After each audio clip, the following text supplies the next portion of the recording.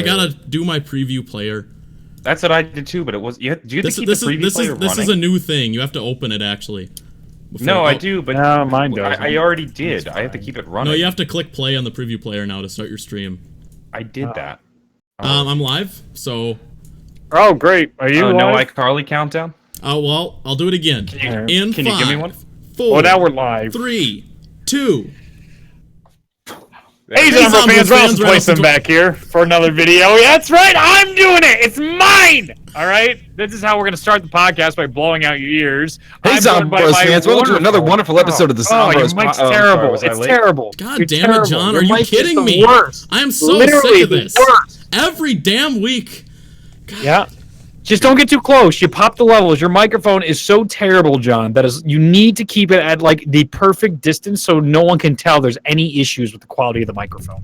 Okay? You're good. Did I do the intro too early? Did I mess up the timing there? My bad. You're terrible. All right? That's all we need to know. Okay? How's everybody doing? Welcome to this week of Zombros. No special guests this week because I asked both my co-hosts to go find somebody because I didn't want to this weekend. Well, that's the thing. They didn't. I want to defend myself here. Okay. Well, here's the thing. Yeah, go ahead. Go ahead. Go defend yourself. Go for it. All right, John. Let me say this quick.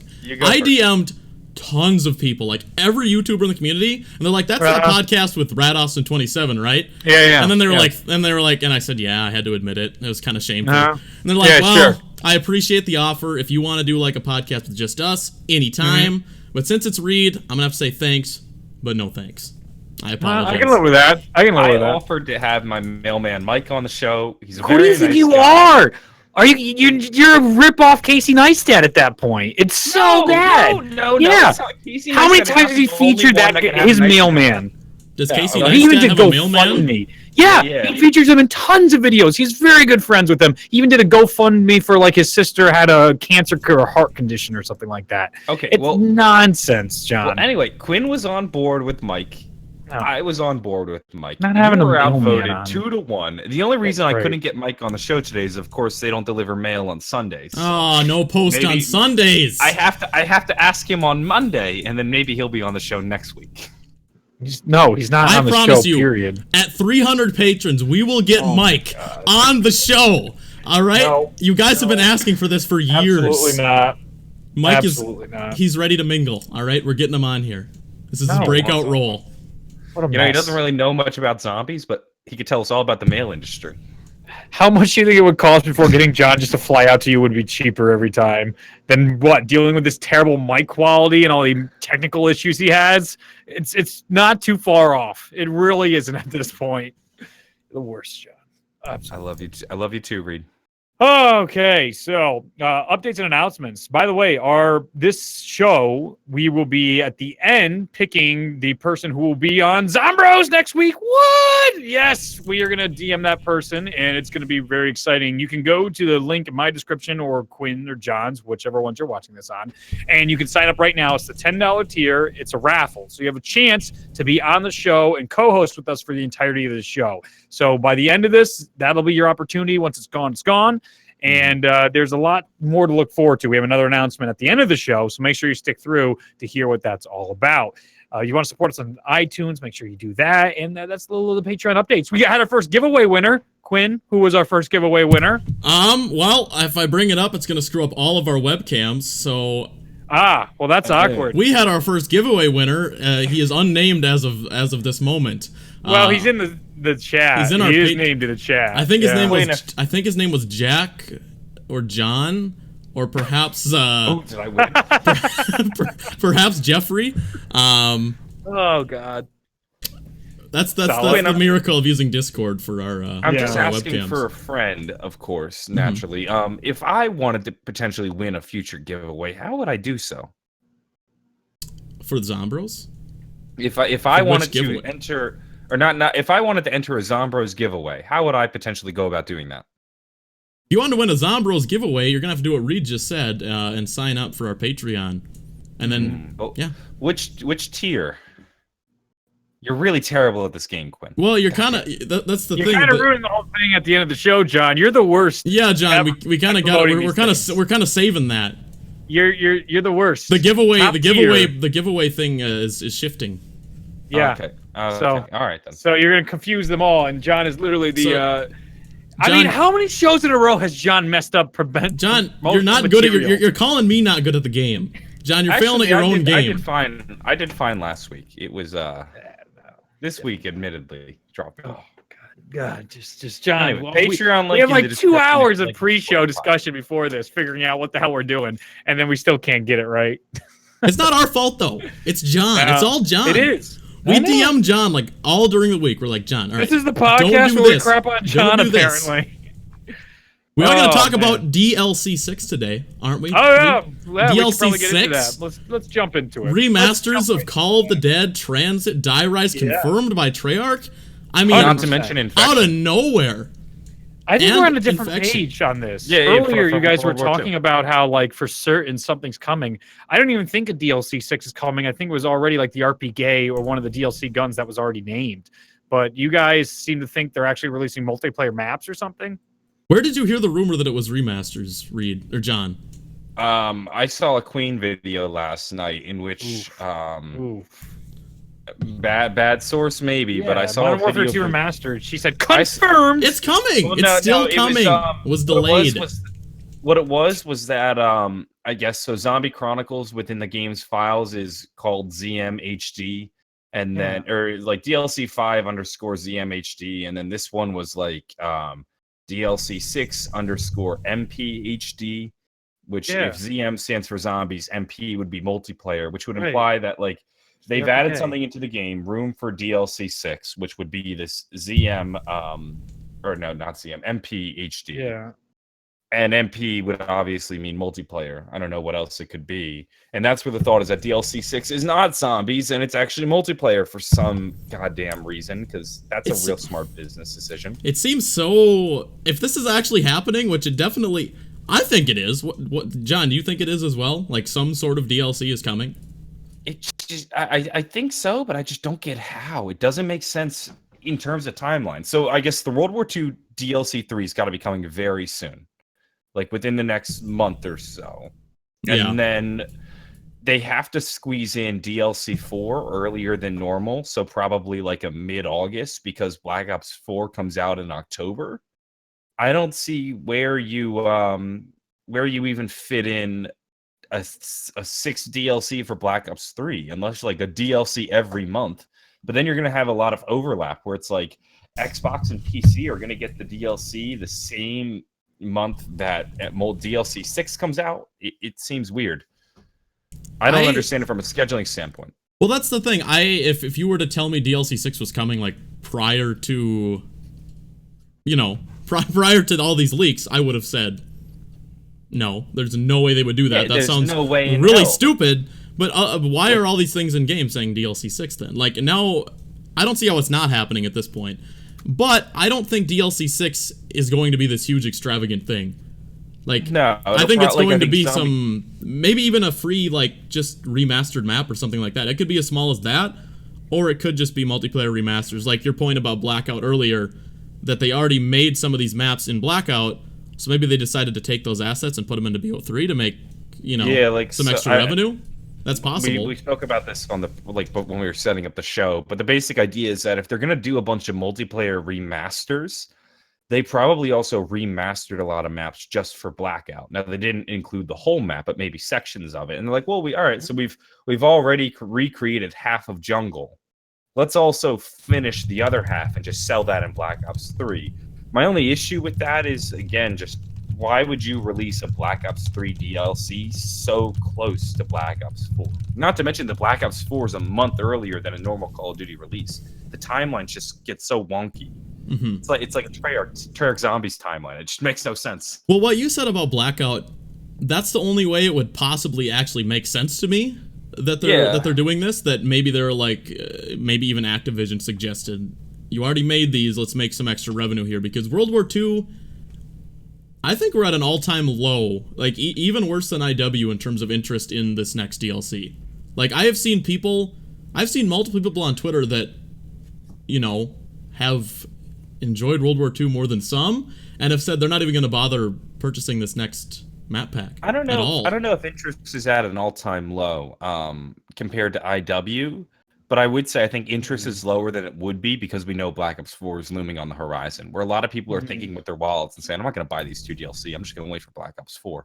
I think that kills a lot of the steam that World War II could have had going for it. I don't know. I feel like, what do you think, Reed? Do you think it's lower than IW in terms of interest?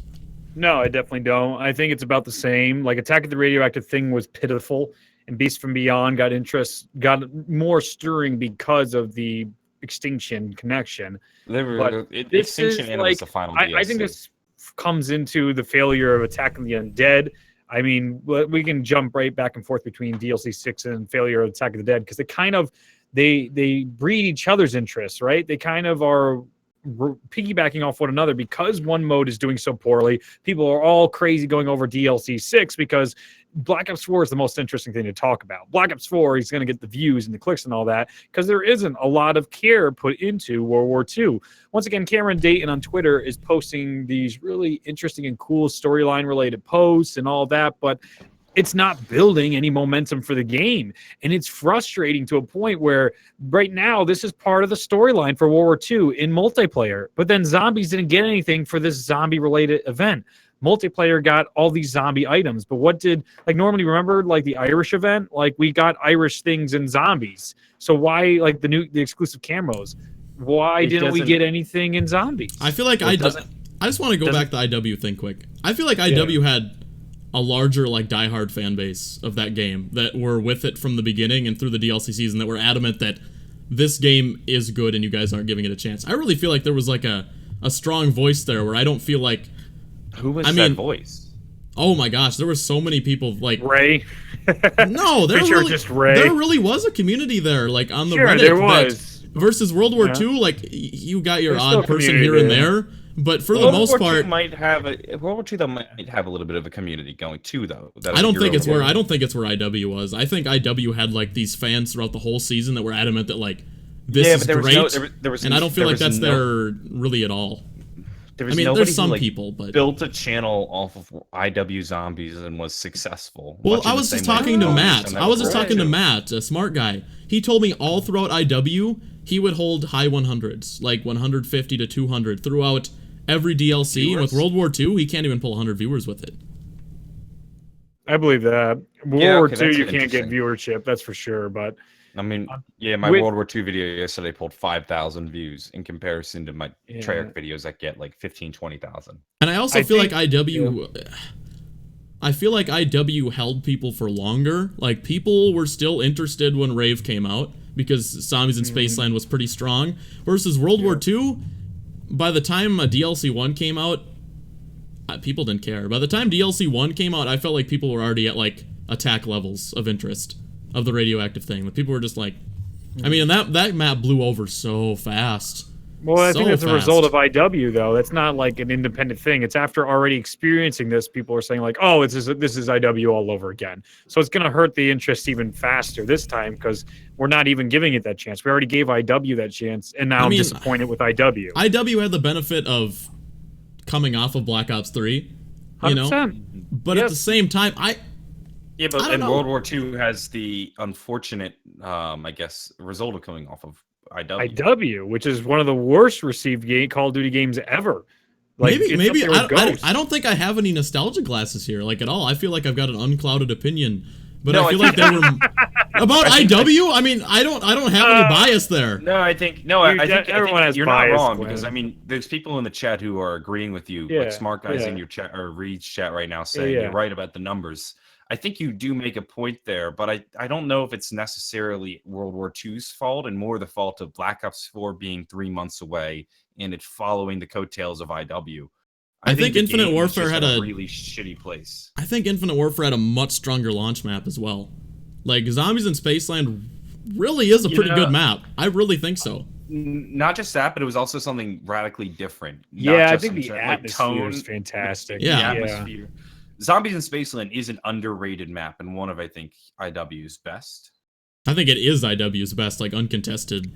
Are you saying it's not underrated, Reed, or do you not think it's that good? I think it is what it is. I don't think anybody thinks like it's a secret gem. I think the map's fine. It's not a gem, but I don't enjoy playing it. It gets lumped into this bucket though of Infinite Warfare zombies. Yeah, I like it more than most. I have a good time occasionally. I love the music in it. You know, I love David Hasselhoff. You guys are right. Like the atmosphere was fantastic. Right? That's the best like part. better than a lot of Treyarch maps. Oh. See, that's the thing that Director's Cut fixed so well. Like I remember being on this podcast and being adamant, and now I'm a jackass in retrospect. But I was just like, we were talking about like a potential like Director's Cut sort of thing before that was even, that was even announced or even hinted at.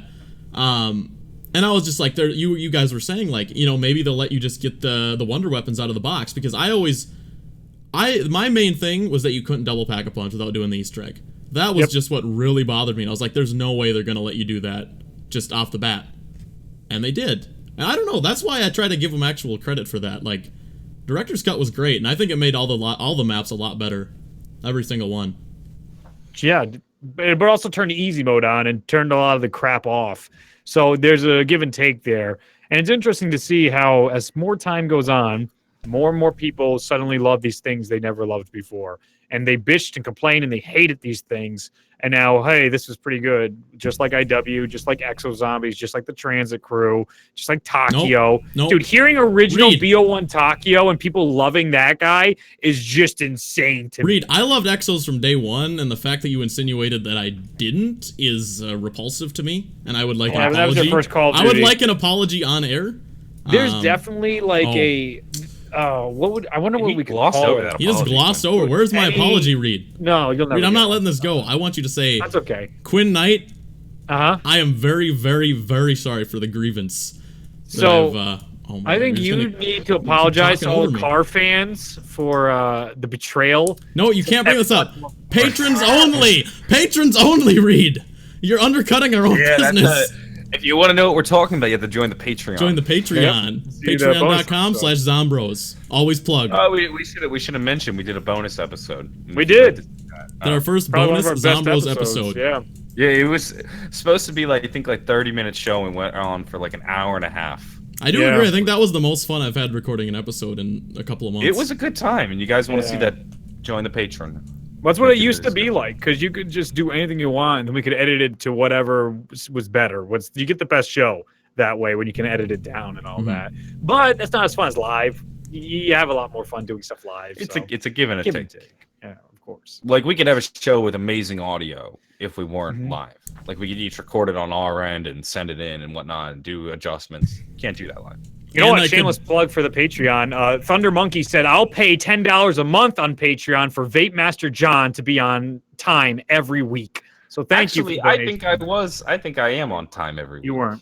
Well, the problem is John. John is in the call. Actually, I got to take blame for this too. The last 3 weeks, me and John are both like, "How do we start?" Yep. We save it till the last minute, and then Reed's just sitting there like. I was in the call, I think. First, the reason the show was an hour late today was because of you, Reed. Yeah, because I got sick today. Yeah. Well, so that makes up for like the past 2 years of us being like 5 minutes late.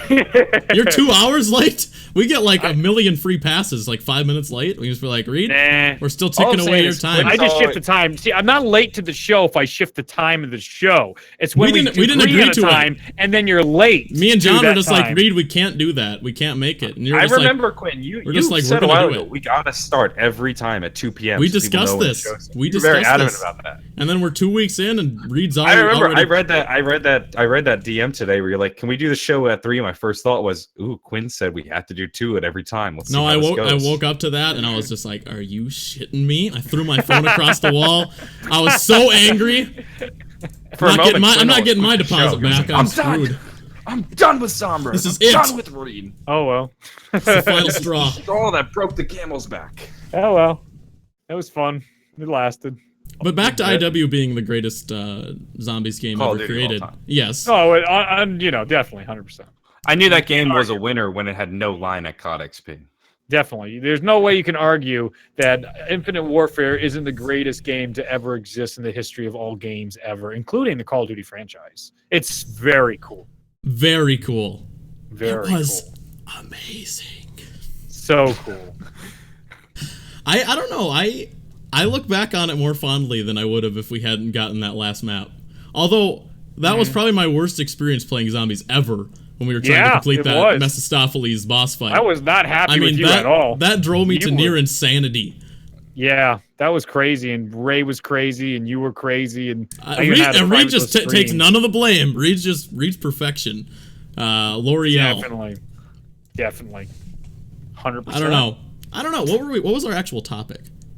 We were trying to talk about the failure of Attack of the Undead in DLC 6. I don't think it's a failure. I just... can it be a failure when the whole game is? But that's not. The whole game is not. But nobody was... No matter what event they did, I don't think anyone was going to care. Honestly. Yeah. I think this was like their Hail Mary, and it still was just like, whatever. I mean, my issues with the Hail Mary that they chose is that it just feels kind of forced. I mean, I'm happy to get Infection back. I love that from Modern Warfare 3, but it's not the same. But like you said, why should the zombies guys come in? Because it feels really condescending if you're just going to throw in zombie skins and expect me to enjoy it. Because quite frankly, the reason I like zombies is not because they're zombies, but because I enjoy the gameplay. If they were aliens, but the gameplay functioned exactly the same, it wouldn't make a difference. This is just multiplayer with zombie skins. So why am I going to be playing it? I just don't think there's much they could do at this point to bring people back. Like, I don't know what... I feel like this was like the farthest out thing they could have even tried. And even so, people were still just like... Oh, do you know how it fits in with the storyline? Yeah, I saw Cameron's tweet. Talk about that a little bit. Wait, let me guess. That don't know. Can I guess? Yeah, beautiful. Yes, guessing is great. Here's my guess. Now that Straub isn't controlling the zombies, they've just kind of broken free and are everywhere. And we're now multiplayer is part of the canon, so now everyone's fighting them as per normal. Okay, I figured. That was my guess. That was just a tweet by Cameron Dayton, right? Yeah, he just said that. Just confirming that.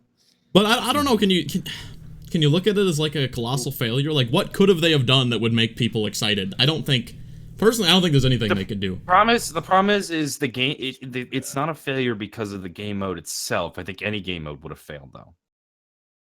No, that's what I mean. Like, how can you even call it a failure when no matter what they tried? Like, it's like a movie franchise. If everyone has sucked and nobody cares about them, and the next one comes out and does just as poorly, like the last couple events weren't failures. They didn't like fall flat. Multiplayer guys were like nice. With this, it's just like I don't feel like there was really any. Well, you know what? It probably is more the same. The problem is that I think you have a lot of upset zombies fans. So we hear a much more negative side of it. We don't necessarily listen to the multiplayer guys, and it doesn't really affect the core multiplayer gameplay. So maybe the multiplayer guys aren't that happy about it either. It's like you've tried to appeal to the zombie guys. Think about that. Tried to appeal to the multiplayer guys, and you failed to do so on both fronts. Because multiplayer is like, why the hell is this in my multiplayer? Yeah, because it's probably like the people who like World War II zombies like it because it's a World War II boots on the ground shooter. They don't like their zombies and their campiness or any sort of nonsense in their realistic military shooter. You know, it's like it's probably like are people upset though? People aren't upset with the multiplayer canon, right? Like, it doesn't affect anything else other than those specific game modes. It's just annoying. Just like I don't want, like, think of somebody who doesn't like zombies. There's so many people that are over zombies. Zombies, since The Walking Dead has gotten so oversaturated in the market, it's really frustrating for a lot of just casual players. Like Call of Duty was lucky because Call of Duty was lucky because it was one of the first to really jump on the zombies bandwagon. Like they hit the zombie craze and trend right as it took off. I feel like, you know. Walking Dead? No, Call of Duty. 2008. When did Walking Dead come out? I don't know. Right around that same time, I think. Yeah, it definitely. I think it was 2009 was the first season of Walking Dead. The zombies craze kind of hit its peak around like maybe 2010, 2011. 12. I feel like The Walking Dead was think what about Dead spurred Rising games. Yeah, of course. Wasn't Walking Dead what spurred everything though? Like what was that one game? They were on an island resort and the zombies. Dead Island. That game wasn't even good though. Dead Rising. Yeah, I know. To me though, that feels like zombies was at its hype though. I remember playing Dead Island and I thought it was going to be great, and it wasn't. Oh no, it was really bad. I didn't like that game. I avoided that like the plague. There were a lot of zombies games. I would say 2011, 2012, 13 was when the craze was at its highest, but Call of Duty got in on the ground floor around 2008. I don't think that's why, though. I don't think the zombie craze matters when it comes to Call of Duty Zombies. Call of Duty Zombies is its own entity at this point. Like, you don't need to have... No, but they were one of the initial No, I know, but we were talking about World War II and what effect that had on it, and I just... No, but now there's been so many zombies saying that the people who like multiplayer and don't like zombies are like, all right, get this nonsense out of my multiplayer. Are the multiplayer people actually mad? I just think it failed because they promoted it like a zombies event, which... I guess it was, but it doesn't really appeal to zombies players. Like that was before that too. A good series, yeah. That was really good. What the hell is the point of playing? You know, if you're a zombies player and you actually still stick with World War II, you're just gonna play the regular zombies mode. Like it's just multiplayer. That's what it is. It's the one game mode is what, Uplink. The other one is I don't know if that's even came out yet. There's like 3 game modes. No, every right? week they're releasing one game mode, which, it makes sense, but also on the flip side, just like, like what a waste. Like when on the first day, it's like if you don't like Infected, you're screwed. You're now just screwed because you got to wait a week and everything's zombies. Oh God, they behind me. Well, I know, but what did the other mode games? They didn't bring anything to the table, did they? The other events, they were mostly like a whole bunch of new upgrade. Oh, yep. They're just a whole bunch of new. They were kind of like what MWR did, right? Like where they had like the Operation Shamrock or whatever, and you know what I'm talking about, where they had like the special supply drops. And pretty fun. That's what these were, though, correct? Like the winter one, and but there's more guns added, more crates, more outfits, and all that type of stuff. This added 2 new guns, didn't it? Added 4 guns. Other ones added like I don't know, 6 to 10 guns and outfits. Okay. I don't know. It just seems underwhelming. Everything seems like less than what they normally did for other multiplayer events. I just think it's the fact that people don't really care. Like, I know that's an easy answer, but I think that is the answer. Like, I mean, even John, who likes the storyline, you don't play the game that often, do you, John? Like the multiplayer, or like not you don't often. Really. No, I mean, I haven't played the multiplayer much at all. I haven't had a chance to play. Whatchamacallit, Attack of the Undead, because when it came out, I was overseas and I've been home for 2 days now and haven't had a chance. I intend to play it because I'm excited to play the Infection. But I only play like maybe World War II Zombies like once a week or so, not often at all, really. You've added like 6 to 7 weapons. All right, smart. All right. I only saw 4 in the collections, but I guess can I quickly go back and clarify a comment, because now I'm getting tweets on Twitter. I'd just be faster to reply to this on the show. When I said nobody built a channel off of Infinite Warfare, I understand that there are people who built like channels of like decent sized audiences, but relatively small. I'm talking about building a channel of like several 100,000. Yeah, we didn't have that like Zombie Chronicles, Avery, and Pack-a-Punch. People like Quinn. Quinn gained 300,000 subs over the course of a summer in the middle of IW season. Pack-a-Puncher blew up over the same season as well. And like when I say built a channel, I don't mean to diminish the people who did find success in IW, but the success in IW was inconsequential compared to the other. It wasn't on the same level. But I feel like the success. I honestly feel like you could say the same thing comparing IW and World War II. I feel like the growth people have experienced trying to only cover World War II zombies is inconsequential compared to the growth people experienced with IW zombies. There were channels that built little nice communities off of IW, and they're really. I don't want to insult anyone, but there are really no like World War II up and coming channels. There just aren't. Versus IW, there were a few people I was keeping my eye on that were posting that daily, and there was an audience for it. There just was. I mean, there's people who are doing it with World War II too, but they might have gotten over the course of the year 20, 30,000 subs. But in the course of the Black Ops season, like you might be looking at several 100,000. You can do that in a month. You could, I don't know. I think I went from 55 to 128 or 133 by the time Black Ops like Revelations hit, something like that. Yeah, I went from like 50,000 to 200,000. IW was just better for content in general as well, like in terms of streaming and such. Like that's a bold statement, because a year ago we would talk about how terrible IW was for content. Yeah. I know, but World War II wasn't out at that point. Yeah, I know. It's just such a I don't know, like a hindsight thing though. I mean, all we had to compare IW to at the time was Black Ops 3. We were coming off the tail end of Black Ops 3, and honestly, Exo Zombies despite Reed's opinions on it, there were views there. People were interested. Yeah, there were. They just were. I mean, that was all we had to compare because it was to. a test. It was our first chance at something new, and then we saw it wasn't that great, and then people were like, "All right." Made a few Exo Zombies. Mailbox is the one that killed it, man. He blew up and then left again. He would get several 100,000 views on Exo Zombies videos. He did because he was the only guy covering it that well. Anyway, the storyline. Noah did. He found some audio files. Oh my gosh, I remember they did the streams in the early Easter eggs. Do you remember back? Streaming wasn't a thing at the time. Like it was, but nobody was streaming daily. Do you remember back when they do tutorials for things like step by step? Like people would post a video for each step. I remember Adam did that. He had like 14 videos out in a single day. It would just show like a 30-second step. Man, how the times changed. If you think that's bad, go back to NGT would make a 20-30 part Easter egg tutorial. But it would be as they're solving it. So like one step might be like 4 steps in terms of their videos, or there'd be steps where it's like, this is a dead end. Don't actually do this. I mean, I know you guys like World War II Zombies, the storyline and such, but I just remember how optimistic we all were before the game came out, you know, with what they could do, and I don't think it's been delivered on nearly as well as it could have been or should have been. Like there's a lot. There's a lot left to be desired, like, and the gameplay is worse. The story, there's something there, but the gameplay is just. I mean, I really feel like the Darkest Shore. I mean, the Black Ops 1 maps have more to do. I mean, if that game had come, I don't know. we're getting maps like Garode Krovi and Drak, and it's 2018. I don't think you can get away with giving us the Darkest Shore anymore. I just don't. Yeah.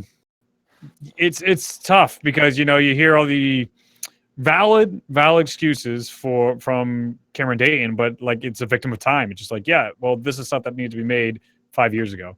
But you weren't working on this project 5 years ago. This probably would have did great 5 years ago. But when you see like at the BO4 event, how insane was it when they were just showing us all the things that they've added, like mutations, callings, like we'll get into this, and like 3 maps, potentially 4 maps on release, like a Nuketown extra pre-order they might throw in there that will make Quinn literally explode if he sees that trailer for Nuketown Zombies. There's so much. There's so much. I'm gonna post a JC-esque reaction. You should. If Nuketown gets announced. No, I want an MC Sports Hawk-esque reaction, Quinn. I want to see you on top of your shit. I'm gonna take a hard pass on that one. I'm gonna give you. Then you're not a real fan. I'm not gonna be able to fly with the Hawks. Then, unfortunately, I'm screwed. It's all over for me. You don't have the passion. This is why you're never gonna be successful on YouTube. John, will you step off? All right. This is my personal domicile, and I will not be disrespected, bitch. I'll leave you in your domicile, baby.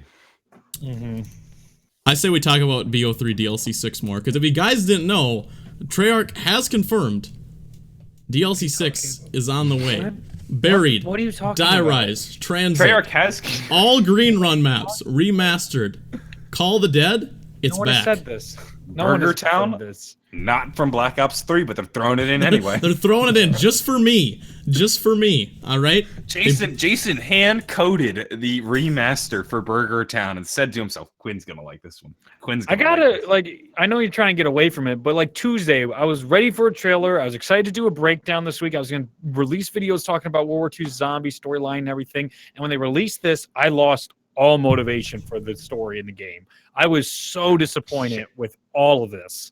I think I was even DMing you guys. I'm like, who cares? Why? And then on Twitter, I saw people cheering the blunderbuss, which will be in the next zombie map. They already confirmed that. Cameron made a comment that Drostin brought that back from the. It's in the zombie maps too.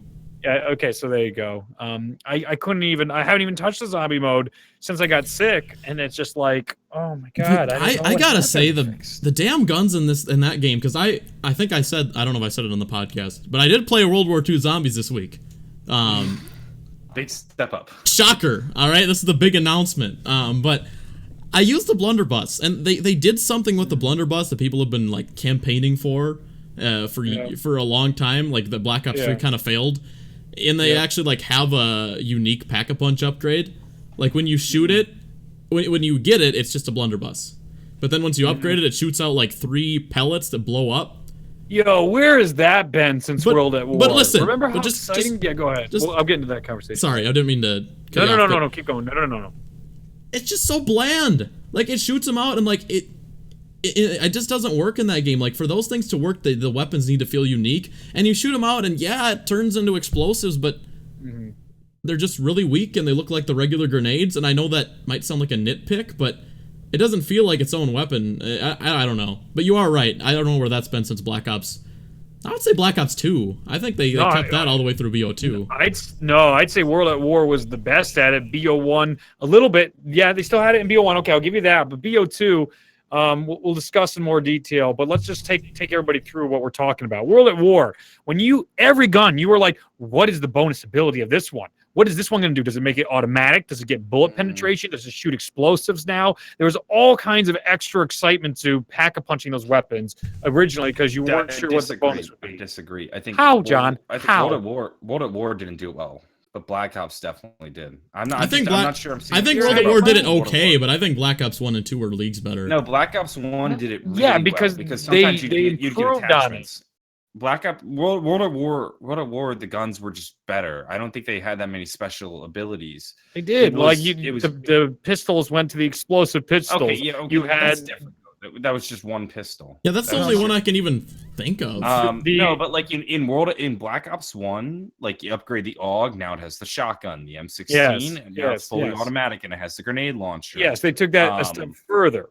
That's what I'm saying. Like World at War had like the carbine that went fully auto, but the Panzerschreck all of a sudden that had 3 bullets, and you could almost be fully auto with the Panzerschreck. I mean, we got that with the RPG later on. Black Ops 2 did a good job of making it where like, and I loved it because like some weapons are just so bad, and then you Pack-a-Punch them in that game, and they're the best guns in the game. Like that is what I love about BO2. Are you talking like the Executioner? Executioner is a good example. Executioner. There's a lot of, but like think of like the crossbow in Black Ops 1, like weapons like that were just so. Ballistic knives also Black Ops 1. I think Black Ops 1. I think Black Ops 1 did it best. But I just don't see the argument with World at War. But I think Black Ops 2 had the best everything. Black Ops 1 had the problem of like 80% of the weapons were useless. They were garbage. You know, Black Ops 2 has like such a diverse like assortment of weapons you can use, and they're really, really solid. And then it also has like the total garbage weapons that are just like a joke. I don't know. I feel like Black Ops 2 is like undeniably the best one. Like I deny you, Quinn. Well, Reed, you don't count. I'm sorry. The only thing the Black Ops 2 Pack-a-Punch really has going for it, because and you get a silencer on the DSR. The only thing that is going for it is really just the extra attachments and being able to alternate them. But like $5,000 for a new attachment was kind of bullshit. It was $2,500, John. Oh, was it 25? All right, damn it, $2,500 for a new attachment was. It says 5,000 when you go up to Pack-a-Punch it, but then it only costs $2,500, and I guess they just never fixed it ever. Okay, well, I saw $2,500 on other maps. Maybe Nuketown then? Maybe it's just Nuketown and Town, I guess. All right, well, it's $2,500 for a new attachment, but that was kind of lame. Because most of the attachments weren't really that useful. Are we talking about double Pack-a-Punch, or are we just talking about like? No, we weren't talking about double Pack-a-Punch. No, but like the only real benefit to the Black Ops 2 Pack-a-Punch was the double Pack-a-Punch, because most of the guns stayed relatively the same. Like they didn't have the great leaps that Black Ops 1 Pack-a-Punch. Not at all. There's so many guns that go from being just complete trash to being great. But is it any different than what was already in the game? Yeah. Like what was already innovated in BO1? But it was like in BO1, not only BO1 if a gun was garbage, with the exception of like the novelty weapons, like the crossbow. If a weapon was garbage, you Pack-a-Punched it and it was still garbage. If it was good, you Pack-a-Punched it and it was better. There were guns that like not only got better, but also then got extra abilities. Or I don't care if they're good or not. I'm talking about those extra abilities of just like the FAL went from a single burst to a 3-round burst. The M16 Black Ops 2 had the War Machine that went to direct impact, had the RPG that went full auto. But the War Machine RPG was already done by the Law, which was already done by the Panzer. That's not RPG is totally the War Machine unique. Pack-a-Punch, you could say, is just the War Machine, you could say it's just a China Lake. You guys are just trying to. No, that is an insult to the War Machine. You're just discrediting. You're discrediting Black Ops 2. Pack-a-Punch the China Lake, and it's the War Machine all over. You're discrediting Black Ops 2. This is insulting. But the thing is, the only issue with the Black Ops 2 Pack-a-Punch is that, with the exception of the no-scoped DSR, every other attachment just feels kind of useless. Why do I need a red dot sight? Why do I need the sight that lets me see through the walls? Or why do I need a silencer? The attachments are so good. What are you talking about? Iron sights on the DSR? That's the only one. No. Let me think. Do you really need the one that lets you kind of neat on the target finder? If like you're in like a foggy area or something, use that target finder. It works well in mob when they smoke on the bridge. Do you guys know what the silencer is even for? I know a lot of people are just like, it's useless. The silencer's for the EMP. Yeah, I didn't know that forever. I was like, what the hell? Which is virtually useless because when do I use the EMP? What does that mean? If you EMP the zombies, you can shoot right next to them and it won't wake them up because you're using a silencer. Doesn't really make sense because the gun is still really loud even with a silencer, but yeah, we'll take it, I guess. Let's think of all these other amazing, innovative Black Ops 2 things. There's just there's so many. I'm overwhelmed and can't actually think of a single one, unfortunately. Yeah, that's what I'm saying. Like, think about the flamethrower in World at War. How interesting that was to have. Like, I wish it did blue fire, but at least they like. World at War snipers are underrated. Oh my god, the PTRS became a beast. You couldn't bother with the snipers though in that game because you couldn't really. The problem with that game is you needed to use like the safest gun possible because it would be so easy to just get. You know what I mean? Which game? World at War. Are you kidding me? I was playing Nacht the other day. I made it to like 17 just using the sniper. My god, round 17. No, John, but 17 John is a god. 17 on World at War Nacht is pretty good. I did a stream on World at War Nacht with like what? It's World at War Nacht is easy. What are you guys talking about? Are you kidding me? Yes, it is. The zombies can't hit you unless you just stand there. I don't know what you guys are talking about. World at War Nacht is so easy. If you're not doing the circle strategy around the pillars or doing the jump camp flamethrower, Nacht in World at War is a. But why wouldn't you train? That's like the way to do well in World at War Nacht. That's what I mean, John. Unless you stand still, the zombies can't hit you. You can literally go on Nacht forever. They just but the fact of the matter is you don't have quick revive and you don't have jug. In 17 rounds, there's a good chance you'll make a mistake at some point. Hey, my gameplay right now. I was looking at the blood vials on GK. Holy shit! Look at that. That is clear as day, showing the problem with the lighting, and that look exactly like Mob of the Dead. Oh yeah, they look empty. What a fun coincidence! Look at that. Wow, they look exactly like they do in the Mob of the Dead. Reed has ADHD. Confirmed. Definitely not. No, you were just boring me to tears with your. But I don't know what you're talking. Like Pat, the Smith plays. All right, I love you, Pat, but you're not. Oh, here we go. You're not relaxing end, and Pat can go to like round 50 on Nacht. Just train. You just don't. I don't know what you guys are. I don't know if you guys haven't played World at War. No, it's not just challenging in the sense that if you make a mistake, it's over. Yeah. Black Ops 1 is really challenging. I'd say that's the hardest map ever. It's not forgiving. That's why it's hard. Black Ops 1 Nacht, yeah. Black Ops 1 Nacht. But okay, Black Ops 1 Nacht is technically harder because the rounds are longer. You guys are crazy. Guys, chat, if you've actually played zombies with me here, you can just train infinitely on World at War Zombies and you will never die unless you just stand there. Like you don't like John's saying like make a mistake. The only mistake that would get you killed is if you like walk into a wall and just stand there. That's not. It's not like it's not true. It is true. Whether the train's coming through the door or the World window. World at War Nacht is easy, and I won't take no for an answer here. Black Ops 1 Nacht. Okay, well, it's just so because you see from only your perspective, Quinn. No, you're like, well, if I can do it, the truth. I mean, go look at world records. There's a reason Black Ops 1 Nacht has one of the lowest world records of any map. World at War records don't matter because those zombies were limited to 24 around. Yeah, and they also are way quicker. I'm just saying. I'm just saying. I don't know. World at War Nacht is extremely easy. Like I've done. I'm the one that streams all the time. Yeah, but I play the maps just as much, so I don't know. And I've been here since it started. You trying to say Nacht? Like if I take a casual fan, I put them in Nacht and BO1 versus World at War. There's no freaking way. But they're not going to know how to. They don't know how to exploit the map. Like that's what makes maps easy is exploiting their weaknesses. All right, Quinn. I expect to see a World at War Nacht stream in which you set the record. I will do it. So easy, I will set the record. I will sit back and watch you beat the world record. And when you do so, I will say to you, next episode is Zombros. Well done. I was wrong. In 4 years, I'm gonna take you up on that. 4 years from now. All right. Why 4 years? Why can't you do it now? Mad Lobster's with you, Quinn. I'm not trying to be a contrarian here. I just know World at War Nacht is one of like. I will agree that Black Ops 1 Nacht is harder than World at War Nacht. Because the thing with World at War is the zombies changed between maps. Like, once you get onto Reese, if you had to Reese zombies on Nacht would be impossible to train, at least. Because I think the World at War Reese zombies are probably the worst in any game, definitely. Really? In terms of, like, you just get sucked into them and you die.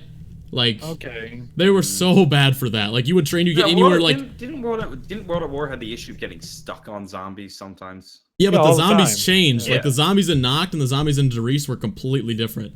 Right, but I feel like even Verruckt had some of the worst ones, though. Stuck on them. What's that? Verruckt was pretty bad, too, but that was mostly because of the damn sprinting zombies that were just, like... Those never showed up again, I don't think. Maybe I'm wrong, but I just think in Nacht you could get stuck on the zombies. On World at War Nacht, you could literally like run into the horde and they wouldn't hit you unless you stop moving. Like you can brush right by them. Yeah, there's a bit. Yeah. Quinn's got a point. If you get stuck in a corner and you spin, they won't even hit you. Like you can just get your way out of it. You have a grace period of like 2 or 3 seconds before they're gonna. But you don't have that in like think of Black Ops 3 where you're just by the time you knew you're stuck, you're dead in BO3 if you don't have like widows or a shield or something. Sure. Like that's why Black Ops 3 had all that stuff because otherwise it'd be insanely difficult. I just think the Black Ops, when you compare Black Ops 1 Nacht to World at War Nacht, the difference really doesn't come down to how stuck you get to the zombies or how quickly they'll hit you. It more has to do with how many zombies there are per round. Because the more zombies you face per round, the greater chance you have of making a mistake. Okay, so that's an argument that World at War is easier. Yeah, right? I told you. I agree with you. The Black Ops 1 is harder than the World at War. I mean, Black Ops 1 Nacht, I don't think I could even get to. I do think you're 25. Underselling.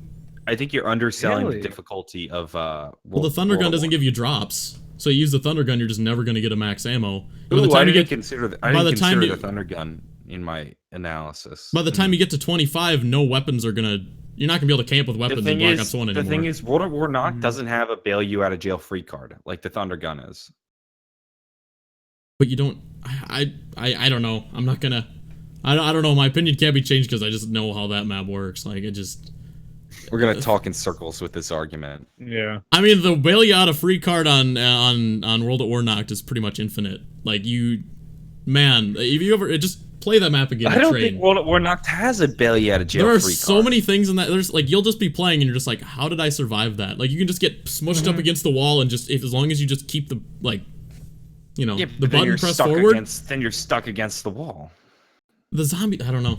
I don't know. You're not gonna change my mind. I don't know. We're not doing that anyways. But I just feel it's so hard to argue about this stuff because I know that I played both maps a lot, and I know world records too. Like world records are the kind of the trendsetter there, aren't they? Like, it might just be the way you're phrasing it, and we're not on board with you being like World at War is an easy map. I don't think it's an easy map. It is. I think it's probably besides Shino Numa, it's probably the easiest of any of them. Like, if you were... What? Yeah.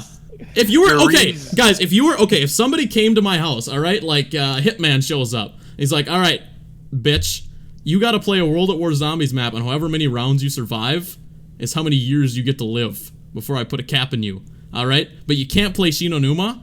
I would play Nacht 100%. Like, I would feel confident I could get to 30s at least. Probably higher, as long as I didn't... I would go Deriz. Deriz, you're not going to get past... No, yeah, Deriz, you're going to get killed by 40. And Verruckt, you're not going to make it past 20. No. I mean, maybe if you get really lucky, but Verruckt is really why? Well, really what's hard. What's the issue with the giant? I would just do the strategy where you start at the top of the ledge, jump down, stand on the other side of the damage, and like you jump down, and if you ever have any splash damage with the Wonder Waft, I'm not using the Wonder Waft. And the way the zombies work in Deriz. My thought was don't even bother with weapons. Run a constant loop around the map, activating traps. I think you guys gotta play Darius again. Like the way the zombies work in that map, you do get the only thing I would need. I've been playing that map for. Well, it's just the way John's talking. The way John's talking, it doesn't sound like he's played World at War Darius in a long time. I've played a fuck ton of Darius. The zombies in that mode, like you will make a mistake. Keep a Pack-a-Punch trench gun on you for the dogs, and then just run the loop with the traps. That's how BO1 works effectively. In World at War, I don't remember that. My thought is, that's my thought. Because I've used that strategy on Black Ops 1 Darius a million times, and my thought is just throw it into World at War. You gotta play and realize how horrible the zombies are in that map. All right, maybe it's like the map. It's like the map of knifing a zombie, and then you just get stuck there for no reason, or you run past a horde and you just get magnetized into the horde and instantly die. I've definitely put more time into Black Ops 1 than World at War, so maybe I don't know. My thought is that the strategy's relatively easy and you don't run into many zombies. Like this is like a 2012. A lot of random things. There's a lot of random things that come out in World at War where zombies pathing will just they're there. I feel like World at War Darius is like the most unpolished map of like any Treyarch Zombies map. I don't know what else it would be. Unpolished. I like saying MADA 725 on my side. Thank you. This is like a 2011 debate. Like we're arguing. People watching. Darius World at War and everything. I don't know. Darius World at War. Almost every time I play that, something happens where I'm just like. Well, now I want to try Darius World at War, and I will see how I feel. I will report back next week. All right. Cool. Yeah, maybe I'll do it too. Maybe I'll even stream it. Have some fun with it. It's a hard map. If you're camping, you could probably get further in BO1, I guess, because you have a thunder gun and you have monkeys. No, camping. You can't camp in Black Ops 1. Not at all. Longer than World at War for sure. Nacht? No, I don't think Black Ops 1 is such a terrible game for camping. I just think you'd last longer in Black Ops 1 camping than World at War. You have the weaker double tap. You don't have double tap at all though. There's no perks on Nacht. Oh, I'm just talking Black Ops 1 it's the weakest double tap in both games anyways. That's what I'm saying. Like Black Ops 1 is just a really bad game for camping. No, I was just saying if we're still arguing Nacht difficulty, you could probably camp longer in BO1 than in World at War. Because you have monkeys, you have the thunder gun, you have a lot of ways where like you could save yourself, like reload, things like that. That's what's going to kill you in World at War is you can't reload in time. You can do the proper train exploiting, but I think you have to be really good at the game, or good at the game. You can't just be passable to get away with Nox training. I don't think you have to be. Zombies work so much differently. Nox train isn't as easy as I think everybody else is calling it. Like it's like you said, Reed. I think you have to be pretty skilled to do it. You got to be decent. All you have to know is how the maps, like how the zombies work in that map, and that's it. Like you have to know when they're going to come to the barriers. That requires a level of skill that most players don't have. It's just so predictable. Like that's the nice thing. Like I don't know. I don't know. Right, This is a weird debate to have. This was not planned. This was not planned at all. This was not in the show notes. How we got here. Let's go talk about callings and mutations. I want to talk about that stuff. We haven't got to that since the reveal. Still, so many shows have gotten derailed, and we've talked more and more. So let's talk about that. So callings. Let's move into that topic first because I'm actually more interested in that. What are they? I'll explain that in just a second. And what would be the best way for Treyarch to implement them? We've sort of touched on that on previous podcasts, but let's get into more detail and workshop some of these ideas. Callings are supposed to be, weekly challenges, sort of related to what we see in World War II, IW, and what they implemented in BO3. I think it's going to be this next step in the evolution that piggybacks off mutations. So callings, you'll get weekly rewards for who knows what. Hopefully it'll be guns, customization, skins, plus liquid dividium, specific gobblegums. Hopefully there's multiple challenges per week. Hopefully there's weekly, monthly, daily challenges that we can all accomplish. And even from JC's suggestion that the challenge might be one of the mutations. So it might be all doors open, only pistols in the box, blood of the dead. And if you can survive to around 10, you'll get a shopping free. And I think that has so much potential to be something that is exceptionally fun to play, to constantly be coming back to the game every day to enjoy things. Because even orders keep you playing multiplayer in World War II. Zombies, it didn't really lock me in recently with the orders. I need to give that another go. Hopefully with the new DLC that comes out, I'll find that interest again. But it really seems like callings are the next evolution in orders. I don't know. I hope the callings are going to be... I don't want to say they're going to be make or break because Black Ops 3 did just fine without them, but in terms of like streaming, I never thought Black Ops 3 was really the best game for it. I've always found people are way more interested in Black Ops 2. And I really think if there was actually... You say that, but people last year, like Adam, was killing it with Black Ops 3. Black Ops 3 was just I'm going to be real with you. Not your type of streaming. During the week of Chronicles, I was streaming Chronicles all week. And I think I had like maybe 6K-ish on average for Chronicles. And then I streamed Black Ops 2 Town the same damn week that DLC came out, and I hit 10K viewers.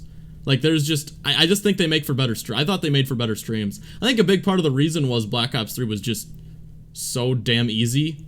Like, it was...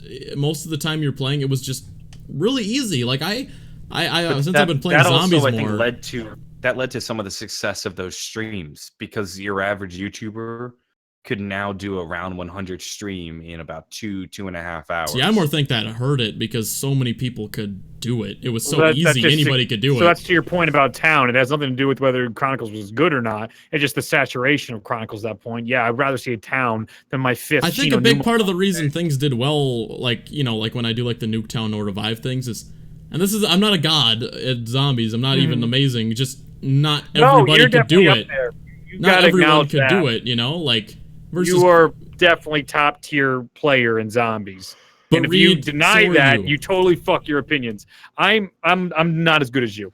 And Relaxing End's better than all of us. So like there's the packing order. Relaxing End fakes its gameplay. We're exposing that live on stream. Sure. It's gonna drop that bombshell on you. But I actually think that hurt it, just the fact that like anyone could do it. Like Black Ops 3 was just so like this week I've been playing BO3 every now and again, just casually, and I was just like, I'm just gonna handicap myself, like use no Gobblegums at all, and it's still so easy. I mean, it's ridiculously easy. I feel like they didn't even really try to make it challenging, you know. And it's funny because Blundell talked about how he doesn't want to coddle players, but you know, despite saying that the first game that he was the, you know, the lead guy. The true lead on, it was the easiest game we've ever had. Like, I feel like if you're good at BO3 zombies, it doesn't necessarily mean you're that good. You know, I'm telling you, this like mutations are gonna be your crack. I think you're gonna blow up going, because how many days in a row are people gonna? It's like Five Nights at Freddy's 2020 mode, and everybody's gonna be trying the hardest mode, and there's gonna be tons of players in our community that there's no way they're gonna get that. They're totally gonna get crushed by the hardest stats, unless it really isn't as hard as Jason was playing up. But if you can put it to a brutal difficulty, those streams of every day trying to get to that and then finally succeeding and then getting like how many times in a row can I succeed? That's gonna kill. That's so skill-based. Well, especially because it'll be official. Like that really is a big thing, that it's actually like in the game. Like you say like the Pack-a-Punch challenge, that already does so well, and it's just like some made up garbage by YouTubers, which it is really fun to do, to be honest. But if they had those sort of things like integrated into like say, I mean, man, I don't know if they'll do anything like that. That would be awesome though. Like Pack-a-Punch every weapon in X map, like things like that. Yeah. Those would do so. Man, please do that. Especially if the guns like disappear out of the box and stuff like that too. Like that would be so much fun to see how that all goes. Please do that, Treyarch. Please don't just have us get 20 kills with trip mines. Like, no, I think they're fast. I don't even. Those damn challenges were so pointless. That's the thing. Like callings, it doesn't matter how hard they work on. If the rewards are garbage, it's not gonna matter that much. Like if the rewards are just like 2 Divinium, people aren't gonna be like, well, why the hell would I log on? That's the problem Battlefront 2 has. They make all these V-Bucks. They make all these really interesting like challenges, like the ones for this solo season are actually like really interesting. Like if you're Han, you're supposed to like kill Boba Fett like 15 times, things like that. Those are interesting challenges to try and complete, but when the reward is 1,000 XP, it's like, why would I even try to do that? It's such a minimal reward. You'll probably gain more XP over the course of those games trying to do the challenge. That's the thing, there's better heroes to use, and you're just taking away all that XP by not using, you know, your main hero. Like, they're not even worth doing. Like, they need to give away, like, cosmetics or I don't know what they can do because or even like an exclusive, just something exclusive that you can only get through that challenge. Well, even now, I think a few weeks ago they did like a full set of ultra rare Gobblegums or something, right? For some kind of challenge. Didn't they do that? Honestly, though, I would say like if you were to offer me for like a half decent challenge, like 4 Perkaholics and maybe a killing time or something like that, that'd be nice. I would like something that's like ultra rare Gobblegums. Tangible's not the right word because nothing in a game is tangible, but I mean like I would like something where it's just like it's kind of like the people that collect every single skin in Fortnite, you know? Like something that like that's the only time you can get it. It doesn't even have to be that cool, but if you can only get it from this event, you're gonna want to do the challenges to pick it up. You know what I mean? Like different outfits, things like that. I said that before in the show previously. Something that you can take you with you either into the game or into the lobby, so that when you're playing with your friends, or you're playing in public lobbies, they'll go, oh shit, that guy's got the whatever. That means he did this challenge or that challenge. Or you could brag your friends. See this monkey bomb that sits on my shoulder all the time in games? Yeah, I got that for doing this thing. It could even be stuff in game, like say you got the Mangler helmet and he had like this beautiful gold and there's like wings going up on it and that type of stuff where it's like you got with it, but as soon as he puts it on, sure, right? And someone be like, hey, damn, well, like when I go grab mine, it's normal. What John just said, like a monkey bomb, they could even do things like that, like skins for like say like a battle damage ray gun or like a charred monkey bomb or something like that. Purple. Like, there's so I don't think they'll do that, but there's so many things they could do. You've gotten you think they do 9, Quinn. Could you imagine like you do this challenge where like you kill like every boss in game with a Gersh device, and now you throw your Gersh device and it's like a little disco ball. Well, okay, what I think but like my point is that, like, what you're getting after, yeah. It's something cool. It's exclusive. It would be really neat if they would do. Your buddy throws a Gersh device and it's the lame purple one. You throw yours and it's a party, and he's like, well, "Fuck, I got to start doing these challenges." Right. I wish they do weapon skins like, was it MWR? I think it was MWR. I don't know. That had weapon skins that changed. They completely changed what the weapon was, but all the stats stayed the same. Like, I really wish they'd do that. Like say you pick up whatever there's the in-game equivalent of the Scar in Black Ops 4. I don't know what it was called. But you complete this challenge, and then you get a skin that makes the Scar H. All the stats are the same and everything, but now it's the Scar H. Like, I feel like, man, they could sell. I mean, if they just wanted to sell those, people would eat that up. I know I would. Like, I'll enable it. I mean, damn. I feel that's what I thought all through Black Ops 3. I was like, you know, I know they're making a ton on microtransactions, but there's so much money they're leaving on the table here. Like, fat stacks of Walter White cash. They're just leaving on the table. A money pile so big, Huel will take a nap in it. Huel, yes. That's one of my favorite scenes in the series. I love that, when Huel lies down on the money. Maybe they feel, content making their couple billions nickeling and diming us as they go instead of just, raking I just don't think they had the system in place. I think that's all it amounted to. Like, they didn't have the setup to do anything like that, so they didn't. But if they could have, like, I remember people were panicking about zombie supply drops and them making it so if you didn't get a certain weapon from the supply drops, you just couldn't get it out of the mystery box. Like people were like, they're gonna add the Mark II, and the only way you get it is if you unlock it, and then that's how you get it out of the mystery box. But people would have bought them. I would have. I mean, for streams, that would have been great stream content, opening those things. Like, I mean, people would watch an hour-long stream of you opening up Gobblegums. Like, I don't know why, but they would. Like, Gobblegums at a certain point just didn't matter. Like, I was on Black Ops 3. I have, like, 182 on the house Gobblegums. Wow. There's, like, no point in even racking them up anymore. Like, what's the point? I mean, how much money did you spend on Gobblegums? Well, that's the thing. Like, if I would have a night where I couldn't think of anything to stream, like during like the peak, I would just be like, all right, I'll just buy a bunch of Gobblegums and open them, and people will tune in, and I'll get all my money back from the stream. Like, didn't you not spend any money on Liquid Divinium for the longest time? No, I did because I did it. You eventually cracked. Yeah, because they had $40 for 100. I did that twice. I think you did it for E for C, didn't you? Yeah, I'm almost certain I did because I burned them all during the season. I just said ask. I just remember that there was a time though when you were like, I'm not giving them money I'm not paying for Liquid Divinium. Yeah, because it's nothing. It costs them nothing. There's no it's 100% profit. There's literally like no margin on these anymore. Like the one time they had to all the money, there's like a fixed cost to set up the system, to pay the employees to make it and all this type of stuff, and maybe to maintain the servers. But it's literally nothing. You're paying for nothing, getting nothing, and it is nothing. And it's just like, oh my God, how much money can I invest in nothing? But that's so many things in gaming. Like, I mean, gaming, there is the dev time of making the Gobblegums, but it's you can make the argument minimal. Like, hey, the same thing to like the Last of Us campaign, you know? But it's like, that seems like a whole narrative. It's 8-hour process. You don't buy and use the Gobblegum or like buy and use Last of Us. And I can never play Last of Us again. I can play Last of Us campaign until I'm dead someday. But with this, I wasted all this money for these Gobblegums and now they're gone. I can't buy all the doors again. If I wasn't a content creator, I don't think I ever would have bought any. Like the only reason I ever spent any money was just for those opening videos. Like, I'll never use them. I have a ton on PS4 too. Like, I'll literally never use those ever. So I'm in the opposite boat. I would every so often buy them just so I have them, but I never use them like a normal content creator. No, I mean I would buy them for streams. Like, yeah, if I didn't have something to stream, you just open up Gobblegums for an hour and people clap when you get a Perkaholic. Or you do how many Perkaholics can I get? Place your bets, folks. How many am I gonna get? And people will wait. They're like, oh my God. Let's get a donation spike in the chat. Oh my God. Get a Perkaholic. And like you'd have a tally up top. It'd be like, how many Perkaholics have I got? And you'd be open up and be like, oh my God, when is the next Perkaholic gonna show up? Like, you got like 4 tally marks. Ready, guys? Here comes the 5th. Quinn, I think you need to produce reality TV. You were so good at hitting that market.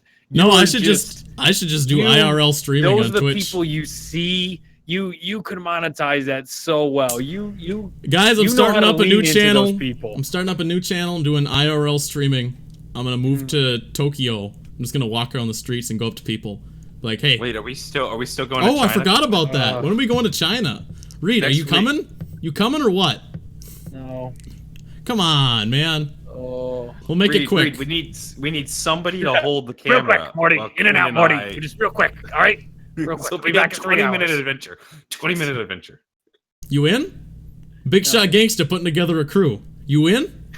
Come on. I don't know. IRL streaming is like a... It is fascinating. There's this dude named Ice Poseidon. I don't know if you've heard of him. He's like ultra banned on Twitch. Like, I don't know how to even explain to you how badly he's banned. Like, if he shows up in someone else's stream, like just walking around, they ban them. The other person. That's how much the Twitch staff just has like a vengeance for this guy. Oh my God. He does some crazy stuff though, so it's I see where his popularity comes from. But he also gets himself arrested like every other day, so I don't think it'd be quite worth that. It happens. I don't want to get a record, unfortunately. We could just fake it. I think it'll be worth it in the end. I'll just pay you guys a bunch of money to like show up as cops and like knock on the door. Okay, so let's push. Last chance for you guys to sign up on the Patreon. Yep. So kind of push for that. If you guys want to try and get picked for the show to win the raffle, sign up right now for $10 tier on the Zombros stuff. We're gonna be picking that in like 20 minutes. We're gonna get into our last topics here. And so last chance. So link in all of our descriptions if you want to get in on the raffle. All right, guys. All right. You see these 3 faces here. All right, we got Quinn. That's me. We got John. He's one of these directions, maybe down there. We got Reed. He's also in one of those directions. If you want to be in that 4th corner, you want your face there, you want to be talking. There will be a 4th box added to the screen. Just for you, whatever your name is. That will be you. If you want to be on this show, if you want to be our co-hosts next week. For a week. For 1 week, not a permanent co-host. Go in the description, go to the Patreon, sign up at the $10 tier. We're picking this at the end of the show. So like after our next topic, we're going to pick it. All right, this could be you. You know, so like it's now or never. So make sure you get one. Like those promotional campaigns like on the Disney Channel where like it'd be like Zach and Cody and they'd be like on a ship and it'd be like this could be you. It'd be like for Danimals or whatever. They'd be like doing a giveaway. You know what I'm talking about? Even better. Remember that one time Call of Duty was like, yeah, we'll put you in a zombie. Put you in the game. This is even better. And then they didn't put you in the game. They promised that and then didn't do it. We are actually going to have you on the show. But this is way better than that, all right? You are going to be immortalized in Zombros canon, all right? So get in. There will be no Danibles, though. We're actually working on the Zombros timeline, like putting together all the intricate different storylines. Every host, every guest host. So our last donation question comes from Mad Lobster, and he says, personally, I don't believe in DLC 6 that much because of the amount of content they're pouring into BO4. They would want their focus to be on that game. A little piece of content for BO3 is understandable, but as a whole new DLC, I can't see it. True, and even the fact they pointed out to us that Setsubo no Shima was built on the BO4 engine, but they had to make it look like BO3, and then they had to do that for each subsequent map. So that's even more that was built on the BO4 engine? Yes, it was. Wait, what? Yes, because like Jason told us. Oh no, you were sleeping and you weren't there. So screw both of you. What are you talking about? Yes. I don't buy it. I remember Jason telling us that Zet was no, you weren't there. Engine. I'm gonna need Jason to call in. He said it before. I think it was on Zombros or was that Chronicles? He talked about Chronicles. how Zet was built on a new engine. Yes, and that was the BO4 engine, but they had to make it look like BO3. We discussed that during the mixer. All right, I'm gonna text Jason here. Yeah, go for it. Go get for this it. Validated. Jason. So that's why I also think it's way too much work to be doing that to make it still BO3 oriented when they've already moved on to BO4. You think, to be fair, you could argue BO4 zombies looks like BO3 zombies. So. You guys think JB is too informal, or can I call him JB? You should go JB. JB's fine. Sup, JB? Hey, Smart was there, wasn't he? Good. See? He says you're full of shit. He says you were sleeping. He says, Quinn, you were sleeping. Oh, you mean John wasn't there? Both of you weren't there. I was there. You were at the event in a hotel room sleeping as Jason was telling us I was listening. Like, I had a glass cup. I had a glass cup. I had a glass cup to the door. I was listening in. I was just a little shy. Oh, hey, Lee Ross. What's this? Where's the Dave Chappelle joke? Don't need it. Is actually the Black Ops 4 engine. Oh, I thought you were talking about. I thought you were talking about during the Zombie Chronicles event that I wasn't at. That he told you guys that. No, I just spoke to Lee Ross. He says you're all full of shit. Yeah, I agree. Lee Ross has already been playing BO4 Zombies, John, and you would know that if you attended the event. Jason, if you're watching, call me. There was no event. I don't know what you're talking about, Reed. There never was. Yeah, you were too busy having technical issues in Austria for 5 years. Our call-in number is 555 Jug. That's JUGG 555 Jug. Call us.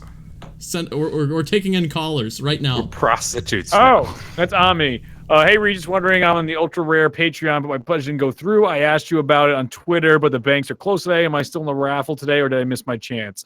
It depends. If you're on the Patreon sheet, like I'm going to download at the end of the podcast, and that'll have all your guys listed as numbers, and I'm going to use a random number generator to pick you off that sheet. It's an Excel spreadsheet. You'll be in it. And if not, and it didn't go through, you might have missed your chance. But with that said, you probably weren't charged, though, so... Yeah. Water under the bridge. Yeah, that actually is fair. You would know. You would know. All right. Callings, anything about mutations you want to talk about? How could callings mess up? Like someone was talking about, what if you had to do callings like for an Easter egg? There had to be a specific mutation, not calling, excuse me, a specific mutation in order like to unlock an Easter egg. I don't think that will happen. I think there's standard modes. Oh no, that would be horrible. Jason has talked about this before. But like you need anywhere but here. So what if Jason plays with that and just like, well, what if there's only a certain mutation you can do the Easter egg on? I feel like I watched an interview with Jason where he talked about their decision to use anywhere but here. Or just I feel like he said they tried it and it didn't really work out. Isn't that? I'm pretty sure he did say that. Yeah, it was along those lines. He wanted to experiment. Jason's never that decisive, I feel, on most things. It was one of those things like we tried it, didn't work out as much as we wanted to, but it's not off the table. I mean, it would have been fine if there was just another way to get anywhere but here. Like if there was like a free Gobblegum Easter egg and it always gave you that gum, that would be fine. Yes. I remember for the longest time I was convinced that that anywhere but here like wasn't required. Like there was another way to get there, and that was just like, you know what I mean? I remember when people first found that, most people didn't believe that that was the only way to do it. People were like, you have to use that Gobblegum? It just seems so odd, and then I guess that was the only way. Also, when the map came out, anywhere but here didn't always work. Like it could take you like multiple gums to actually get up there. You could do it like 10 times. That happened to me multiple times where I'd have to get anywhere but here like 5 times, and then I'd finally get up there. You didn't doing it right. I didn't pop it anywhere but here, right?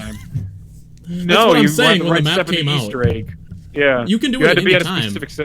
After you build the KT4, you pop anywhere but here. No, that's not it at all. Nope. You need to mesmerize the wall. I just did the Easter egg. I know you did, but you're wrong. So that happens. So there you go. I'm texting Jason. No, it has nothing to do with the KT. I'm texting Jason. You're out of your mind, Quinn. Not at all. Hey, JB. You mesmerize the wall, and then you reveal the other one, and then you pop anywhere but here. And it puts you right into place. Oh, he says read. You can't imagine why it's working. He says I bet you blamed your chat on that one, too, Quinn. He says read is stepping out. He says read you're barred from events now. Oh wow! Man, did you get the response from the previous thing from Jason? Yeah, God, he said just disregard anything Reed is saying. He's on Ambien right now. I can so he's just saying all kinds of crazy shit. So just disregard it. Is that our last topic? No, just no. Thank you, Smart. He'd be a guy to know too. Matt doesn't know anything. Today. Matt and I were talking about Exo Zombies lore. We were talking about Exo Zombies lore. These are things he knows. And Matt didn't know anything. Game. Matt is not an authority on anything. Definitely not. Matt's garbage at the game. Matt doesn't even know how to play zombies. He's never been first in the world in any Easter egg. Matt's only on like around 120 on Mob of the Dead right now. He's been playing for like a week straight. Quinn, did you hear that Matt said Nacht Zombies is the hardest map in the world? Or World at War Nacht is the hardest map I would believe Matt would say that, to be honest. That sounds like a Matt thing to say. What is the hardest zombie map to you? I'd be curious. Tell us that in the chat. What do you think the hardest zombie map is? World at War Verruckt? Is there a harder map? There. I feel like I get further in World at War Verruckt than Black Ops 1 Nacht. How many zombies per round are in World at War Verruckt? You can get to like 25. World at War Verruckt gets really hard really fast. Does World at War Verruckt limit itself to 24 zombies around? Everything's 24 as far as I know. Okay. Are they? Is Deriz 24 zombies around? No, Deriz isn't. Deriz was the first one where they expanded it to more. I know Shino Numa was for sure. Yeah, but Deriz is not 24 around. I don't know that I've played World at War Verruckt enough. Yeah. You should. World at War Verruckt was just so brutal. Hard. You can't do the whole train. The whole train loop's very hard, and then the pillar train is really hard. If you don't open like the door right by Quick Revive, and then you just hide back there by those pillars, that was another way to run. It's well, the problem with Verruckt for me is I would always just die. It was never that bad, but there's just this one staircase by where Mule Kick is in BO1, and that's where I would die every time because zombies would run down that little corner staircase. That was always the problem spot for me. That staircase and the one coming where you go down at the spawn by the MP40. Yeah, that one. See, the strat is in World at War Verruckt is you start by the Claymore wall by, and you stand there for about 5 seconds when the round changes, and then you run. And if you do that, the zombies will always be behind you. They will never. So the only time they're gonna get in front of you is if you're stupid and kill them at the wrong time. But the problem for me was sometimes they'd still be freaking spawning. Like when you got up to that mule kick staircase. I don't know what to call it. There's no mule kick in World at War. Yeah, by the Betties. By the Tommy gun. Probably. No, you start by the Betties and double tap. Yes. That's where you start at the beginning of the round. Yeah, and then you run the circle. I'm seeing suggestions for 5 isn't that hard. 5 isn't that hard. No, Mr. Dalek JD set the record for 5 back in the day for like 75 or 100. All right, it's not a hard map. Not that John's a bad player. I would say 5 is one of the hardest maps to get set up on. I would say that. 5 is hard to get set up on a little bit, but once you're fine, it's not that bad. The terrain is relatively easy. The only thing that's a pain in the ass on that map is that the Winter's Howl is a terrible wonder weapon. I'd say the pain in the ass is co-op. Like co-op is hard. Co-op's a lot harder. Because there's only one good training spot. And also that map 5 is not well suited for co-op. I was surprised how, I don't want to say easy, but how not difficult like the electric trap strat was up in spawn. It's really it's not that bad. I was actually just about to say that the trap is in a really inconvenient location. It is, but I remember always thinking, like, that's impossible. How does anyone do it? We did it on stream. We made it, like, I don't know, like 18 or 19 rounds, versus I expected to just instantly die because it's in such a horrible spot, like with the way the zombies spawn in that map. 5 is one of my favorites. I know I really like 5. 5 and Call of Dead, best Black Ops 1 maps. Anyone who thinks differently... What about what's the argument for Shang? Shang is a tough map sometimes. I still love Shang. Shang has some trains, but the trains are actually kind of difficult trains. Mm-hmm. I don't know what you the can hardest train. map You can is. train in the AK-74U room, or you can train in the MPL room, but both are hard trains. I don't know, like I would say World at War. Yeah, I don't think I've ever got past round 32 on World at War Verruckt, and I know I've gotten past round like 35, both 4-player and single player on 5. That's just my measure. Like solo, I think World at War Verruckt and BO1 Nacht would be the two I'd have like the hardest time to even get to like round 30 on. Like, yeah, for sure. What about Bus Depot with the goddamn fire? Bus Depot, that's a fair one. Bus Depot, I had the what? I was 3rd in the world for solo, just in general on that map. Bus Depot's kind of BS just because of the fire. I got to round 48 on that map, but that is a map where, like you were talking about Nacht, where like one tiny mistake and you are so dead. Like Nacht has like a huge margin for error. Like you can make a mistake and correct it. Like if you make like a huge mistake, like a let's back myself into a corner mistake, then yeah, you'll die. But Bus Depot is just like, you get hit and then you miss, like, you know, you jump into the wrong fire or something like that, you're dead. You shoot your ray gun at the wrong time, you're dead. I'm calling it right now. Bus Depot, hardest map of all time. I'm throwing the gauntlet down right there. I still think it's Verruckt, yeah. I think it's Black Ops 1 Nacht. I really do. Bus Depot to me just strikes me as like the box is in a really bad location. There's a lot of annoying things that get in your way when you're training. The fire. Now, Bus Depot is a really easy like training map. The only problem is the way zombies work in that game. But the map isn't the zombies. I just feel like they always get in your way on that map. Black Ops. Right. I don't know. I feel like if I were to put my vote in, it'd be BO1 Nacht. I don't know if I'd even make it to 30. And then we're gonna pick our winner, and then we'll have our announcement. All right. So if you want to get it in, be real quick. Yep. I'm getting the sheet ready to download. Last question here is, hey Reed, what are your thoughts if COD switched over to a seasonal format? Excuse me, from our man Unknown. Thank you for the donation. What does he mean by seasonal? Because isn't COD already relatively seasonal? Right. I think he probably means like, you know, it's not like a season and the game's over and then it's just kind of on life support for the rest of the time. I would love it. Kind of like Overwatch seasons. I would love it if Call of Duty was in a place where it was just a new Treyarch or new Black Ops title every 2 to 3 years, and in between that, 8 DLCs. Something like that. I'd love that. I mean, that's what Milo and I were talking about at the event. Like, I think the most like simple way to put it is the worst thing Call of Duty could do is keep doing what they have been doing. Like we can't keep having this one good game and then 2 mediocre games. We've talked about this on the show before. Call of Duty's old business model needs to change. They've been doing the same thing for 3 or 4 years. It's time to update it. I mean, geez, look at Star Wars. I mean, I know there's a lot of factors at play with why Solo bombed, but a huge part of that, and in my opinion, the biggest part of that, is the fact that a lot of people did not like Episode 8. A lot of people did not like that. I know, like, there's other things at play, like Deadpool 2 and Infinity War and such. But they lost a lot of people with one dud, and Call of Duty can't keep putting out... I don't want to just dismiss those games as duds, but to the vast majority of players, like, most of my friends in real life aren't, like, you know, big gamers, but they're gamers enough to, like, you know, they played Call of Duty back in the day, and they keep up to it, and they think of these games as just, like garbage. They just write them off completely. Yeah. I think that's what a lot of the community does. I don't think you can blame them either. Like, if we weren't creators, like, would we stick with these games? Like, if I wasn't a creator, I would still play Treyarch Zombies. I absolutely would. Like, I would, you know what I mean? I'd be excited every time a new game came out. But if I wasn't, I think IW, I would have played Zombies in Spaceland and never played the game again.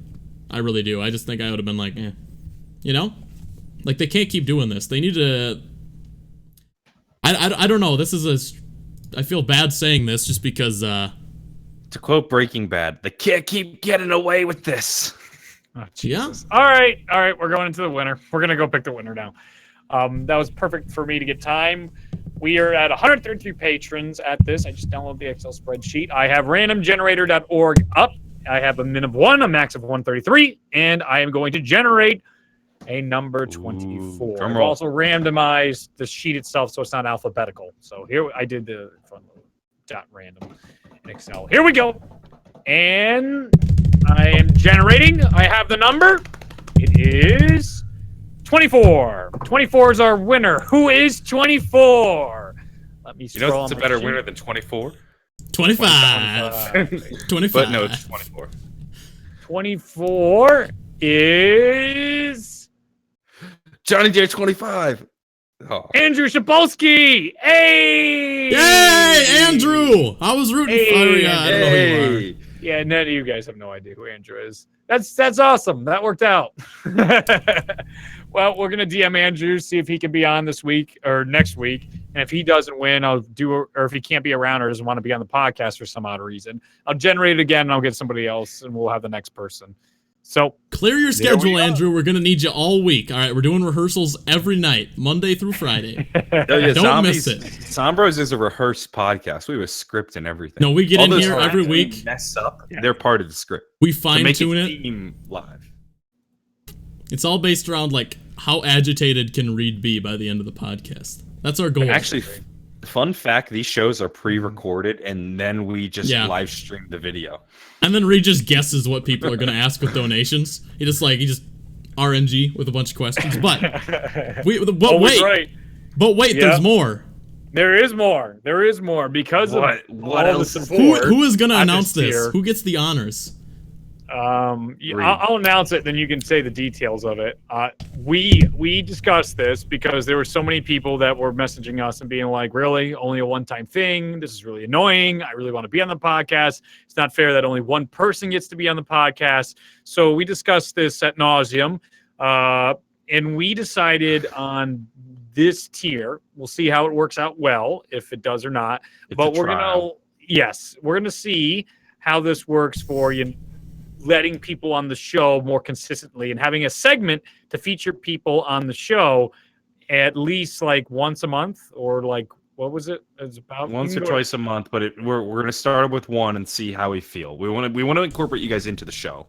So it's a brand new tier and it's limited though. So go for it, Gwen. Take it from there. All right. This is the premise tier. All right. You want to be the elite of the elite, and the premise tier is for you. But Reed, you didn't mention this is a limited tier. All right. There are 25 spots for this tier, all right? Once it's gone, it's gone, all right? Everyone who gets in at this tier will get on the podcast. It's no giveaway like this. Everyone who is a premise level, you're guaranteed to get on the podcast. We can't say when. It's not based on when you sign up, but there will be at least one person from that tier on the podcast every month. Everyone who does sign up for that tier will get on. That's the reason it's limited, because if we had 100 people sign up for that tier, then it would take way too long to get everyone on. Would be logistically impossible. But if you want to be on the podcast, this is your chance. There's 25 tiers. I mean, our other top tier, Ultra Rare, that filled up. We had over 100 patrons by the end of the day. Right. So we only have 25 of this tier. If you want to be on the podcast, this is the way to do it. Once those slots are gone, they're just gone. You know, we're not going to open up anymore, at least for now.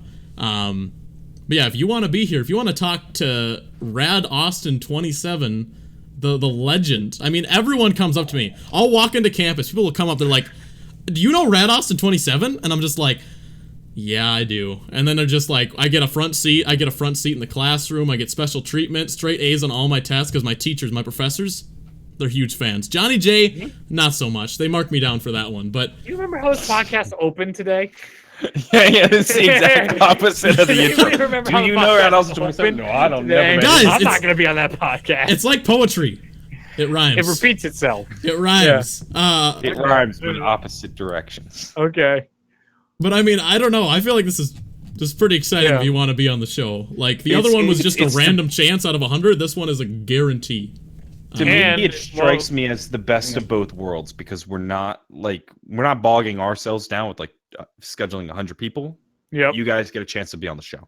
And you're also winning crap every month too. So yeah. Did we mention the monthly giveaways too in that? Yeah, when you're in that slot, it can be anywhere from just one person getting one really like expensive prize or 2 or 3 people getting a bunch of good prizes of equal value of your tier or more. So just like you should be signing up for it if you're interested in that stuff. You want to support the show. You have disposable income, and you know you're not in a tight spot or anything like that. You can win some stuff, get some things back, support the show, and then eventually be on the show. And that's the most exciting part. If you're interested in that crap. You can just watch as normal, by the way. The show is always free. Yeah, always. Not to mention, we're recording a bonus show after this episode for the patrons, which will be exclusive to those who donate to, I believe, the $5 patron level. Yeah, so that'll be up this week, the first bonus show for June. Oh, I thought we already uploaded the first bonus show. The first bonus show for June. Oh, yeah, the first June bonus show. Okay. But if you sign up now, like, you get instant access to all pre-recorded bonus shows as well. Like, these are just for our patrons, but you don't have to. The last one. Look at that. How many reviews? At least 2 people in my chat said they already signed up for that tier. Let me look. Ooh. You can go ahead and look, see if that's the truth of it. It's 9. 9 already. Wow, geez, that's almost already sold out. I wasn't expecting. Yeah. So it's already 9 and 15. There's 15, 16 slots available. 45 seconds. You might want to hurry, or not. Up to you. You get to baby, you know, the cheat EE for C. There you go, MD. Sign up for the tier and give me shit about that. The EE for C round robin. Guys, this is a huge deal. All right, this is the biggest deal of all time. I mean, like, oh my god, DLC 6. Step the hell aside. All right, you know what's gonna be trending on Twitter? Yeah, Zombro's Patreon. Zombro's Primus 101% for sure. Not to mention Primus Squad. Not to mention. Fuck. Oh yeah, that I totally forgot about that. Incredible conversation. Well, that totally forgot. If I think about it, I'll mention it again. So we're gonna contact Andrew. Congratulations to Andrew. Congratulations to our winners from last month as well. I hope you guys enjoyed that. We have so much planned for you. The tour is going on too. European tour. We leave the 15th through the 27th. So if you just sign up at the most basic tier, you actually see the whole Snapchat stuff and follow us on Twitter just for any other stuff, for any free stuff. Again. You don't have to spend money to support this podcast. This is just an extra way we figured out to do more for this, so that if you wanted to give more, you get more. If you just want the standard stuff and all that type, don't worry about it. It's still free. It's still the same old podcast that you love, but it's getting better now because everybody else supporting it makes the production value better, makes the topics more organized. It gets us in a way that we can spend time out of our day. It makes more sense. It makes more sense from a time and versus money effort of like. We're now making money off the show. We should dedicate more time to it. Exactly. So, like, for example, we used to just show up. Yeah. Now we get here at least an hour and a half, 2 hours beforehand to plan the show out. I do remember though what I wanted to bring up. Oh Lord. Fuck off. It's not that bad. At 250 patrons, we're going to be completing all. We forgot about that. That's what I wanted to bring up. Yeah. We forgot about that. I'm going to say. We are going to force Reed against his will at 250 patrons, and this is at any tier. All right, even if you're at the $3 tier, you are helping the cause because we are forcing this poor SOB against his will. Yes, you are to do all 4 Exo Zombies Easter eggs streamed live. All right, you can see the torture live. And I know a lot of people were upset that they missed out on the postcards. However, if you are a patron before we leave for our trip on the 16th, you will get access to the Zombros Snapchat where we're going to be live chronicling our whole adventure across Europe. So you'll actually be able to see us live as we're at Verruckt and Deriz and whatnot. The worst part is playing with you guys. Like, I feel like even doing it solo wouldn't be bad because I wouldn't have to hear you two coming over that game for 4 maps. See, this is how it's gonna go. This is how it's gonna go. All right, we're gonna start out. We're gonna start out. Make me so annoyed. This guy's gonna be bitching the whole time, right? Throughout Outbreak, we're gonna get end Outbreak, and he's gonna be like, "Man, these guys have a point," but he's not gonna say it. By Descent, this man is gonna just be like, "Holy shit, this is amazing." I understand what you guys have been talking about this whole time. Quinn, you were right, and I truly apologize. I truly apologize, Quinn. I feel so terrible. I feel so terrible for putting you down all these years. I mean, it's kind of like everything with me. I'm generally just correct, you know. And then we got Reed over here. Okay. Anyway, so if you guys want, make sure to follow us on iTunes in case you didn't know. We're on iTunes. Leave a 5-star rating as well. Thank you for everything. I hope you all enjoyed. We'll see you next week for the next episode of Zombros. Bye bye now. Bye bye. All right, hello people. Those guys can't hear me. Just want to talk to you. Thank you guys for watching. I need to pick a bunch of moderators here. If you could drop a like before you leave, I would appreciate it. I need to pick a lot of moderators for next week. Like, I know these streams are pretty like chill and low key, but when I actually stream, like, you know, just playing zombies that you get to like 2K viewers, and I did like a culling of all my moderators and took away a lot of my mods, so I gotta fix that and get some new mods, so I apologize if things went unmoderated this stream, but thank you guys for watching. I'll see you guys tonight with an actual stream. Adios.